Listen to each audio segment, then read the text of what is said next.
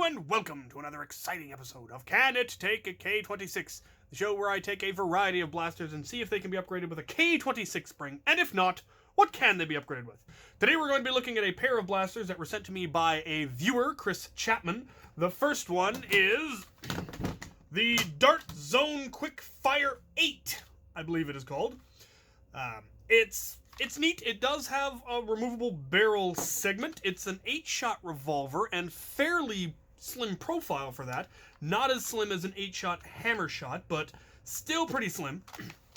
Top prime has the noticeable extended plunger rod, and then it rotates after fire, technically.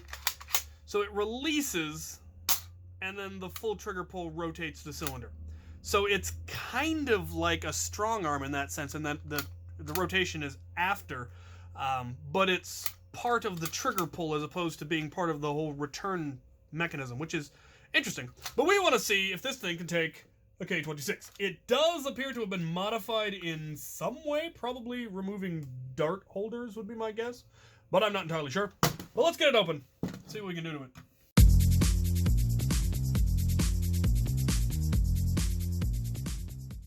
I get the feeling I'm not the first person to open this, and that whoever opened it before me did it poorly. Well, that can't be good. Reasonably certain the O-ring is not supposed to be so loose that it will fall off. So we will need to replace the O-ring at the very least. That would explain why when I tested this thing initially, it didn't even have enough power to clear the cylinder. I seem to have sprung my catch spring too, which is no great loss because we were probably going to have to upgrade it anyway. It's not a particularly long prime, which is good because it means there's plenty of room for compression. So we are going to try to put a K26 in this and see what terrible things happen. We're going to go with a K26 the same length. That's not an insignificant spring, just not significant enough. Alright, I don't have any of the right length, so we are going to cut this one. K26 will fit. That is not an issue. Looks like it'll definitely get enough compression, so that's good. Alright, K26 fit easily enough. Still not sure what could possibly be up with this whole spring system because that's just a mess. But we're going to put it back together and see if it will in fact catch and fire after a word from our sponsor. Stone Age. Pretty sure that's 2 words.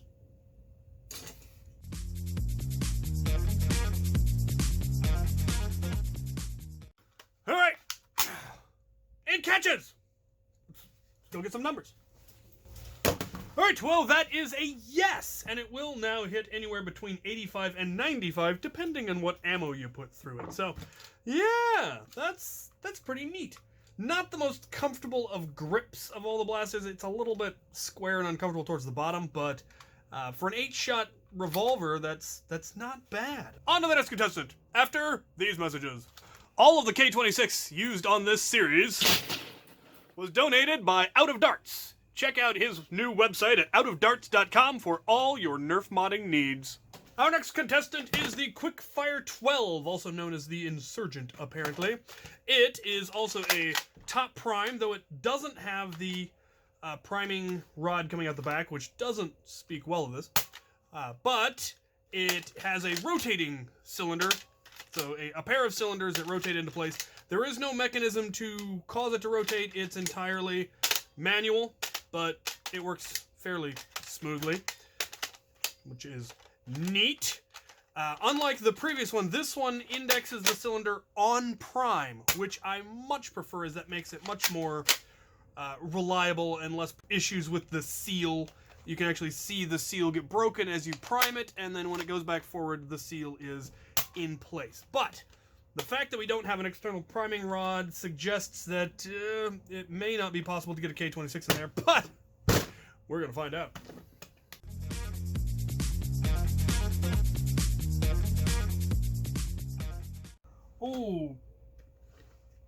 Okay. All right. So it is still direct prime, direct plunger, which is good. It's just not a very big plunger. Interesting. Okay, well.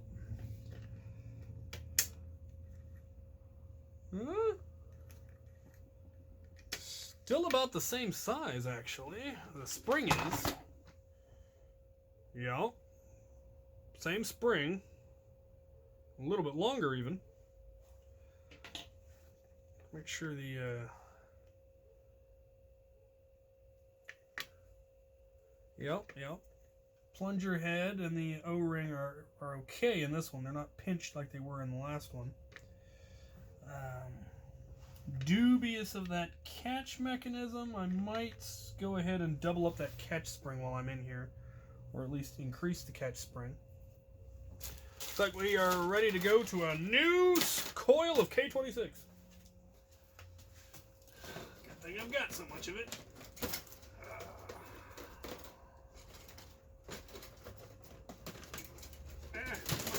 Leave off. Give me the spring. Give it to me. Damn it. Meow.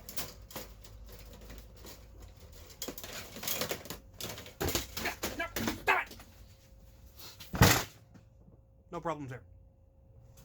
In both cases, I've made the K26 roughly the same length as the stock spring, which in this case is approximately 4, 5, 6, 7, 8, 9, 10 coils, give or take. I'm going to go ahead and cut this one a little bit shorter because I am...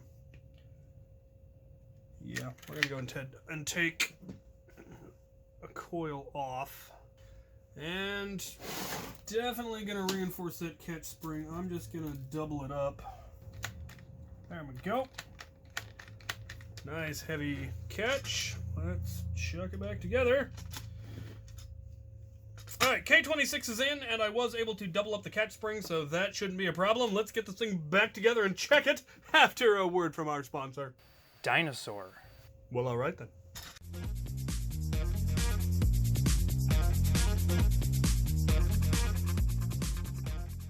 Alright.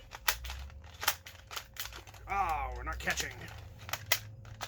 I'll bet I put the priming rod in upside down. Sounds like the sort of thing I would do. No, it doesn't matter which way it goes. Could be compression. We will take off the squared off ring. Should give us a little bit more room for compression. Hopefully, because we don't have a whole lot more than that. Not catching. So, this one requires a lot more compression in order to catch, and we are just not getting it. So, it looks like this is a no for K26. It's just too thick. But let's see what we can get in here. Alright, so I found a small spring that will fit around the plunger rod, but inside the stock spring. Hopefully, it will all compress acceptably. Wasn't a terribly heavy spring, but it wasn't all that weak for its size, so that was why I decided to go ahead and give it a try. We'll see if we are now getting sufficient compression to catch. Alright, it catches. Let's see if it made any difference. Well, that was no for K26, but yes for the spring upgrade, which brought us up to high 80s, low 90s, up from 50s, 60s, so at least a 50% increase in power just with that small spring. So if you could get a better spring, it would be even better. They look to take pretty much any of the springs that would go in any of your magazine-fed Nerf blasters. So you could probably get any of the various springs that would go in a Retaliator or an Alpha Trooper, and they would work in any of these Dart Zone blasters, which have been consistently impressive in my opinion. I especially like the ergonomics of a lot of them. So there you have it. Let's recap. All right, for those of you just tuning in or who just skipped to the end to see the results, that was a yes for the Quickfire 8, and that was a no to the Quickfire 12, but yes for a spring upgrade. And they ended up being about the same power with both options. So they're both hitting high 80s, low 90s, which is very nice for a revolver, I feel. He also asked me to chronograph his Blitzfire that he had upgraded, and it's getting about the same. It actually broke 100 with one dart. I don't remember which dart it was, but getting the right ammo for your blasters is, of course, a big issue. Make sure that you do that. I've fired a variety of different ammos, and some of them fired better than others, which is why I do a variety, because you never know what you're going to end up using in the field. So find the ammo that works the best and run with that.